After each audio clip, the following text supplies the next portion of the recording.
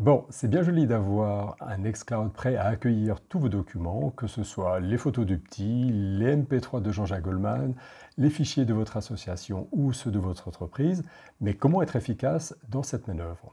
Je vous montre ici comment faire, et en bonus, je vous donne un truc Windows bien pratique. Suivez-moi. Mais tout d'abord, un point de vocabulaire. Vous avez votre ordinateur, l'Internet, que l'on représente souvent par un nuage, d'où le mot cloud, très souvent utilisé, un peu à tort et à travers d'ailleurs ces temps-ci. Si nous souhaitons prendre des fichiers depuis Internet, c'est le fameux télécharger, en anglais download. Et si nous souhaitons envoyer des fichiers vers l'Internet, alors il s'agit de téléverser ou en anglais upload. Donc le bouton téléverser un fichier, merci au passage à nos amis québécois d'avoir inventé ce verbe, nous permet d'envoyer un fichier ou éventuellement plusieurs, si l'on sélectionne des fichiers dans le même répertoire, vers Nextcloud. Mais comment faire pour envoyer un ensemble de répertoires plus volumineux vers Nextcloud? Pour cela, il est possible d'utiliser ce qu'on appelle le glisser-déposer, depuis l'explorateur Windows vers la fenêtre de Nextcloud.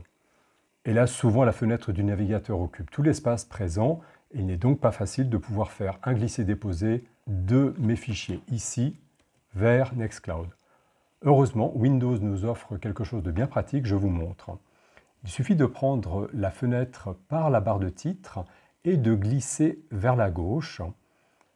Vous avez vu l'animation, l'explorateur a pris ainsi la moitié gauche de notre écran. Et il nous propose même de sélectionner quelle fenêtre sera utilisée pour combler la partie droite.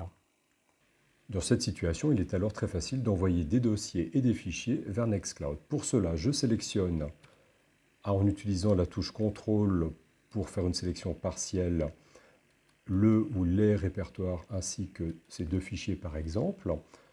Je prends le tout, je fais un glisser-déposer vers Nextcloud et voilà, le téléversement est en cours et ce moyen nous permet d'envoyer un grand nombre de dossiers et de fichiers vers Nextcloud.